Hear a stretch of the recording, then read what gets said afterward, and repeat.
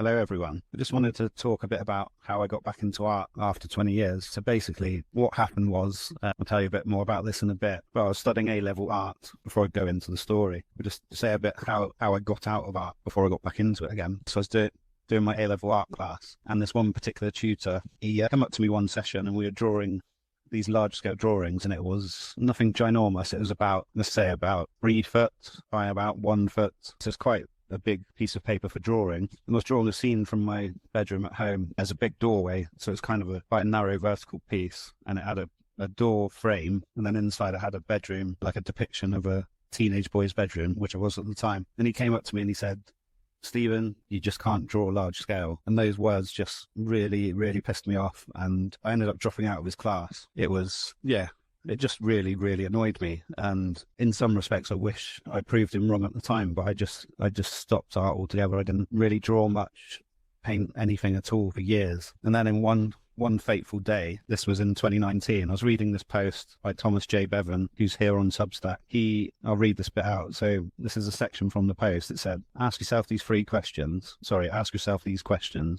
and write about them at depth. Set a timer for 20 minutes and write. Do this several times if necessary until the revelations and memories come to you. So the questions, ask yourself, what did I want to be when I was a child? What was I obsessed with as a child? And what did people tell me I was good at as a child? So I did a bit of reflection on this. I set the timer, and a clear theme came out of it. It was, what did I want to become as a child? I was always interested in video games and drawing, so I wanted to be a video game designer. What was I obsessed with as a child? Video games and drawing. What did people tell me I was good at as a child? Video games and drawing again. But then I did, over probably the age of 25, I didn't play as many video games. I kind of felt like it was a waste of time. Even though I really enjoyed it, it didn't feel like I was producing, if that makes sense. So I just decided to go down the art route. I just thought I'd read the rest of this section on here. So the purpose of these questions is to realign you of your original vision. Though not fully developed, children know what they're interested in without reference to mercenary tactics and world-weary cynicism. A child likes to paint because they like to paint. They don't have any regard for the odds of success, for the marketplace, what others think of the prospect of painting as a way to earn a living. Their horizons have not yet been limited.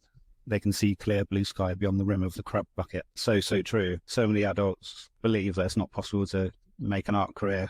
It's more of a hobby.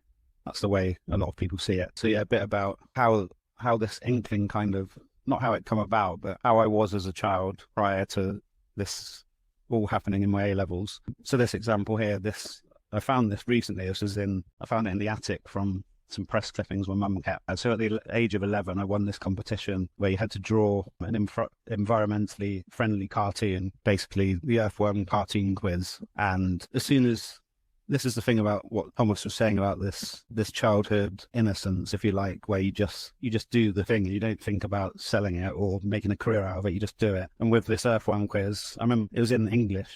For some reason, they told us about this rather than art. But as soon as the tutor said, I started drawing it, drew out this cartoon on an A4 bit of paper, drew the little squares, and it was just so easy. I was so engaged.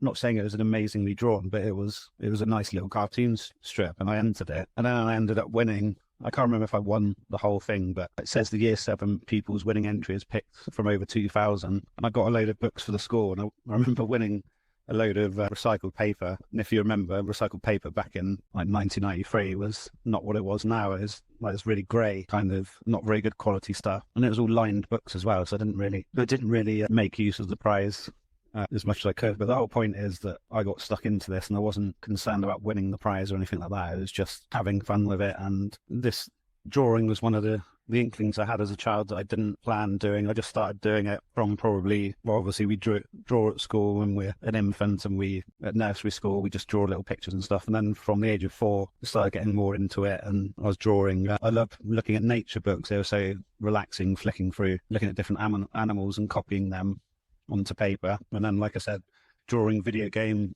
covers with friends. We didn't get as far as creating a game, but we made so many covers. I wish I'd kept those. It'd be quite cool to look at now. But I think we all have this kind of inkling. I had this little burst of motivation, if you like, from doing the reflection of Thomas's questions. So I decided to buy myself some pen and ink.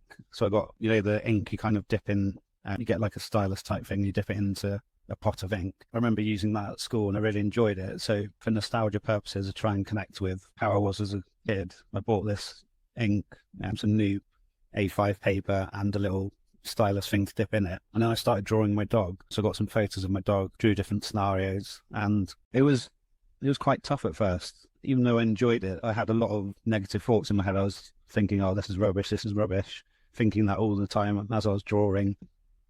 And it felt quite uncomfortable, but it may feel like that at first when you start something again, but you just need to persist, really. So I did these 8 drawings. I think it was within a week, in the first week of January 2019. And when I look back at them now, I really like them. A friend gave me the nudge to like play around with style, so I just kind of mucked around, and whatever came. And I think my favorite is the second one. So it was a photo I took of my dog. He was peering over my laptop when I was working one time, and I thought it was really cute. And this one here, you can see all these on my Substack page, on my About page. The pinned post, which is called Cream of the Crop. This one is pretty cool. He looks a bit like a fox. It's kind of like Japanese kind of style, a bit like Splinter from Teenage Mutant Hero Turtles.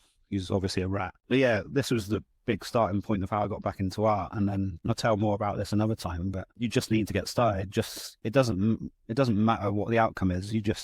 If you enjoy the process, that's the main thing. So I invite anyone who's been putting off their art for years or wanted to get into it, just start drawing. If it helps, pick a subject, pick your pet, and then just draw loads of different pictures. And I would absolutely love if you shared what you've done.